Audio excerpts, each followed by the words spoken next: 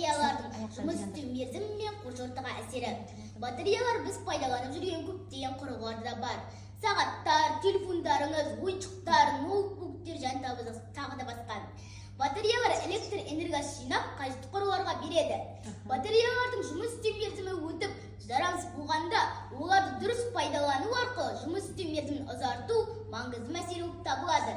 Ескірген батареялар ластанып, ауаға, топыраққа және суға зиян тигізуі мүмкін. Сондықтан батареяларды босқа ұстамай, арнайы орындарға тапсыру немесе қайта өңдеуге жіберу өте маңызды. Өзімді қызықтырған бірнеше сұрақтарға жауап алу үшін мен сауалнама жүргіздім. Барлығы 15 оқушыдан сауалнама алынды. Төмендегі сұрақтарға жауап беру сұралды. Батареяларды сатып алу кезінде неге мән бересіз? Батареяларды қандай құрылғыларда қолданасыз? Пайдаланған батареялармен не істейсіз? Батареяның жұмыс істеу мерзімін қалай ұзартуға болады? Сауалнама нәтижелері бойынша қорытындылар.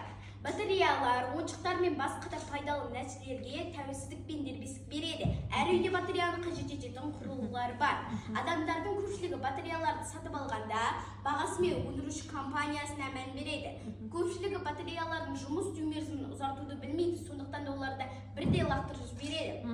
Батарея ішінде химиялық процестер жүреді, соның арқасында энергия өндіріледі. Уақыт өте келе бұл реакциялардың тиімділігі төмендейді. Мысалы, литионды батареялардың литиондарының қозғалысы баяулап, батареяның сыйымдылығы азаяды. Екіншісі, жоғары температура химиялық реакциялардың жылдамдығын арттырып, батареяның тез тозуына келеді. Үшіншісі, батареяларды жиі толық зарядтамай немесе шамадан тыс зарядта қолдану олардың тез істен шығуына себеп болады. Төртіншісі, егер батарея бұрынғыдай ұзақ жұмыс істемесе, бұл оның сыйымдылығы төмендегенін білдіреді. Бесіншісі, егер батарея сыртқы қабаты ісініп немесе түсі өзгерсе, бұл оның зақымдалғанын білдіреді. Алтыншысы, егер батарея ісініп кетуі мүмкін да кейде, әртүрлі. Егер батарея жақсы. Батареяларда цирктілер, қышқылдар және басқа химиялық заттар бар. Олар топырақтың қышқылдануына және су көздерінің ластануына әкеледі. Ластанған су мен топырақ азық-түлік өтіп, адамдардың денсаулығына зиян тигізуі мүмкін. Егер батареялар қозғалыста өртесе, ауаға зиянды заттар бөлінеді. Бұл атмосфера ластануға әкеліп, адамдардың тыныс алу жүйесіне зиян тигізуі мүмкін. Бұл тәжірибелерден тәжірибелерді жүргізіле отырып, батареяны қайта зарядтау жолдары қарастырылды. Бірінші тәжірибе, мен әртүрлі бағада, мысалы, қымбат, орташа, арзан тұратын батареяларды сатып алдым. Және орташа және қымбат бағадағы батареялар бірдей уақыт жұмыс істейтінін байқадым. Сондықтан да орташа бағамен алған тиімдірек деген қорытындыға келдім.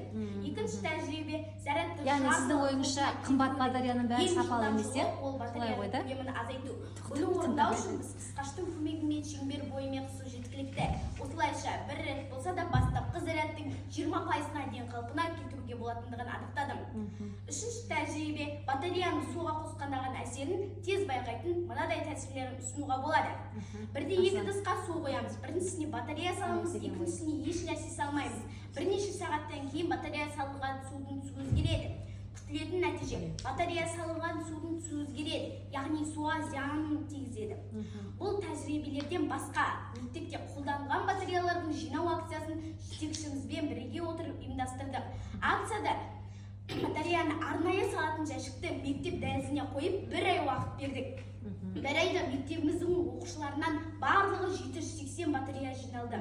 Ол батареяларды қаламыздағы Асалаев қоғамдық қорына тапсырылды. Зерттеу нәтижесінде келесі ұсыныстар жасалды. Батареяларды дұрыс зарядтап сақтау арқылы олардың жұмыс істеу мерзімін ұзарту, қолданылған батареяларды босқа ұстамай арнайы орындарға тапсыру, қоғамдық орында да қолданылған батарея зияны туралы ақпарат тарату, халықты арнайы пункттерге батареяны қабылдауға насихаттау, қолданылған батареялардың жұмыс істеу мерзімін батарея жинау үшін әр елді мекен орталықтары, тұрғын үй кешендері мен арнайы қабылдау пункттерін көбейту. Бұл орындар туралы ақпараттық бұқаралық ақпарат құралдары мен әлеуметтік желілер туралы кеңінен тарату. Әр батарея тұрмыстық жадыда дұрыс жиналып қайта өндірілсе, табиғатқа келетін зиян азаяды. Біздің перспектива болашақта экоблогер болу, экоклубтар ашу, экоакцияны жұртшылыққа насихаттау, сұрыптау арқылы экодағыны қалыптастыру. Мақсатымыз қорғау үшін әрқайсымыз жауапкершілікпен әрекет етуіміз керек.